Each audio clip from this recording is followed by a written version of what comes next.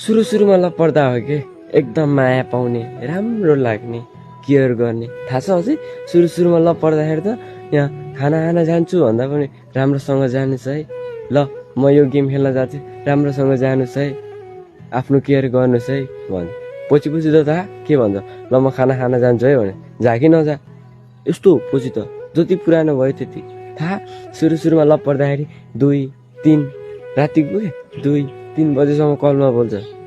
जति पुरानो हुँदै गयो त्यति दिउँसो 10 बजे कल हाने पनि ल म यता जाँदैछु, म उता जाँदैछु, मसँग टाइम छैन, यो त्यो इग्नोर गर्ने पनि एउटा सीमा हुन्छ नि यार।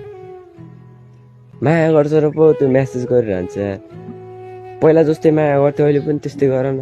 थाहा छ त्यो जति पुरानो हुन्छ नि त्यति माया कम हुँदै जान्छ कि। अझै त्यो मान्छेले मन मरिसक्यो रुचाउँदैन भन्दा के भन्छ थाहा, अझै आफू राम्रो बन्नको लागि तिमी त चेन्ज भयो अरे। कसरी चेन्ज भयो? पहिला जस्तो थिए अहिले पनि त्यस्तै छु, बस तिम्रो हेर्ने नजर चेन्ज भएको, म होइन। के भन्नु यार, त्यही हो कि माया। कसको विश्वास गर्नु? थाहा छ अस्ति भर्खर बोयफ्रेन्डले गर्लफ्रेन्डलाई मारिदियो, सक्यो भयो। कसको विश्वास गर्नु? छैन। विश्वास कसैको नगर यो संसारमा। म त गयो, नो विश्वास। म त कसैलाई विश्वास गर्दिनँ।